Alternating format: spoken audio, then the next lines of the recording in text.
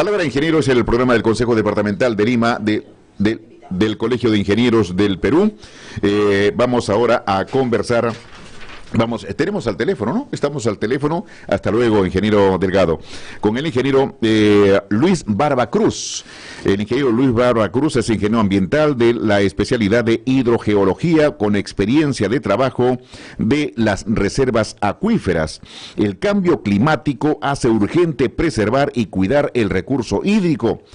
¿Qué rol juegan los acuíferos? ¿Qué son los acuíferos? ¿Cuántos hay? ¿En qué radica su importancia? Ingeniero Barba, ¿cómo está? Muy buenos días. Muy buenos días. Buenos días a toda la audiencia del Colegio de Ingenieros. Un saludo especial y cariñoso en estas fiestas. ¿Cómo le va? Efectivamente.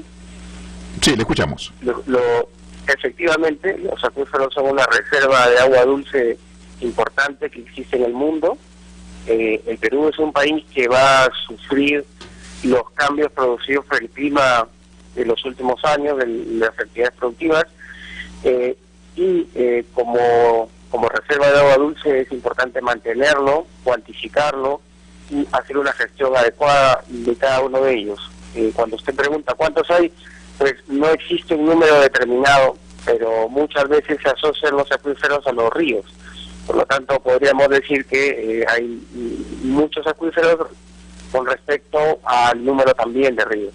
Un acuífero importante en el mundo es el Guaraní, que se viene estudiando ya hace más de 30 años, es la mayor reserva de agua dulce del mundo, y algunos investigadores ya detallados precisan que en el Amazonas también es una reserva acuífera de agua dulce importante. Claro, ingeniero Barba, cuando nosotros hablamos de preservar, conservar el agua, a veces acudimos y nuestro pensamiento acude a los reservorios, digamos, cuidar el agua. Cuando vemos en la época de crecidas, el agua se pierde en el mar. Y una gran cantidad de agua que muchas personas necesitan para sus necesidades propias. Uno dice, ¿por qué perdemos tanta agua? Y la naturaleza es sabia y supo poner a disposición del hombre distintas fuentes de agua. La primera es la escorrentía que se traslada y que se visualiza diariamente o se visualiza siempre a través de los ríos. Y la segunda reserva, y eso discurre y circula, ¿verdad? Y entonces vemos, por ejemplo, en la época de lluvias que el río se incrementa, el caudal, el chillón de la misma manera. Pero también esa sabiduría de la naturaleza se traslada hacia un almacenamiento de una reserva importante, y se llama acuífero. Y esto se produce también por la lluvia. Hay un proceso de infiltración en la tierra, y va poco a poco, por los miles de años de lluvia, se ha ido almacenando. Le llaman comúnmente la gente, la población, le llaman bolsones de agua, pero son realmente dentro de las porosidades de la roca o los intersticios de la roca.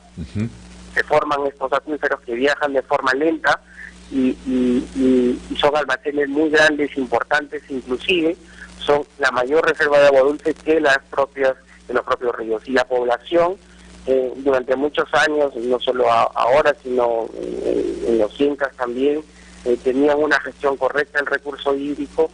Hay poblaciones principalmente en la costa que se alimentan de agua subterránea, de agua de los acuíferos, a través de pozos. En algunos casos diseñan también galerías de infiltración y lo utilizan para la agricultura o para el consumo humano. Nosotros como país, ingeniero Barba, nosotros como país tenemos, digamos, una reserva en estos aspectos, en estos casos de los acuíferos. Tenemos este recurso muy cerca de las necesidades posiblemente para la agricultura y para el consumo humano.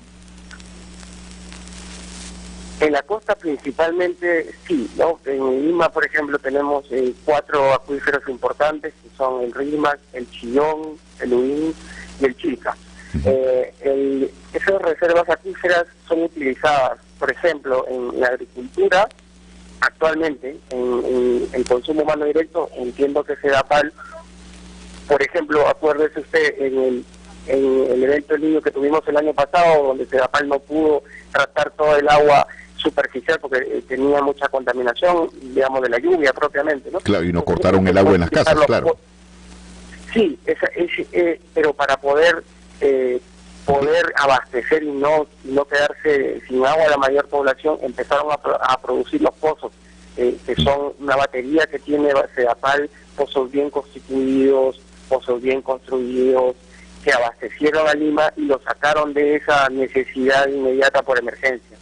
Entonces sí que utilizamos el acuífero de manera temporal en el año, sobre todo en la época donde hay mayores precipitaciones y ya le es imposible a la tarjeta tratar tanta cantidad de agua sucia, entonces empiezan a producir los pozos. Claro, hay regiones en nuestro país, mayormente en la costa, que ya están padeciendo de estas vertientes, de estos acuíferos y que están creando serios problemas. Ica es uno de los departamentos de las regiones que está siendo afectada seriamente por un excesivo drenaje, diríamos, de esta agua del subsuelo, ingeniero Barba.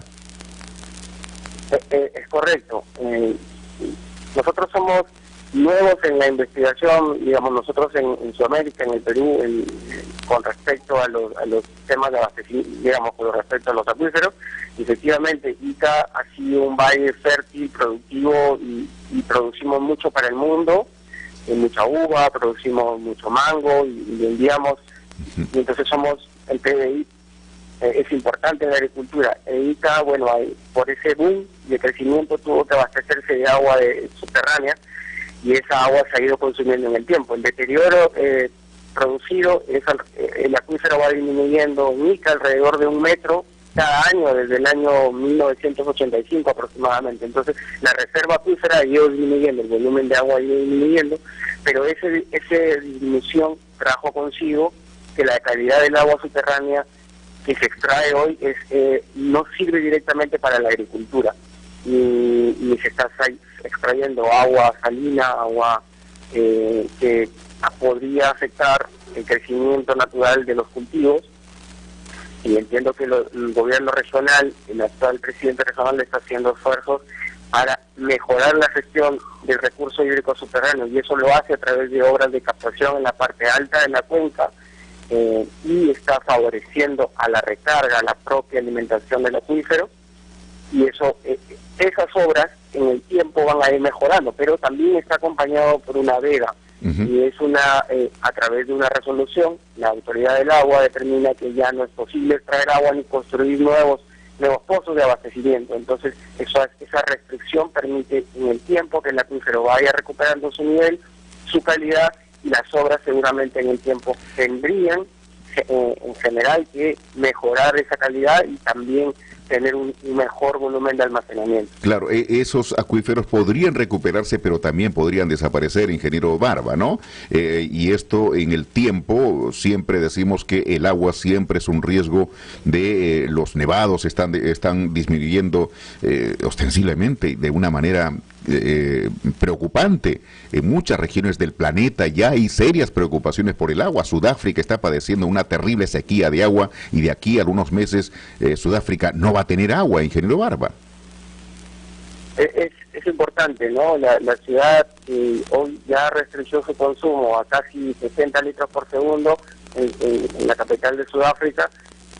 Ya es una realidad, y eso al parecer lo veíamos muy lejano, pero el agua es un recurso que está disponible, sino que hoy con el cambio climático no está disponible en el mismo periodo que antes existía, ¿no? Las épocas de lluvia se han distorsionado, por decir de alguna manera, el tiempo, y las épocas de estiaje también, y esas variaciones no nos hemos puesto a todavía estudiarlo porque son cambios estacionales, y ese cambio de precipitación también produce un cambio en el almacenamiento del agua subterránea.